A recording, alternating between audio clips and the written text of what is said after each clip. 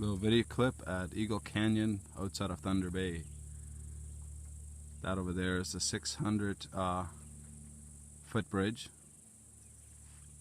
and there's stairs down there that you can take from once you've crossed it.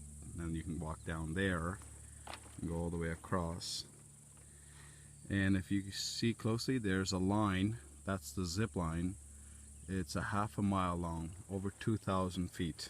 And I'm gonna take that all the way across, and it's gonna go way over there where you can see a little walkway.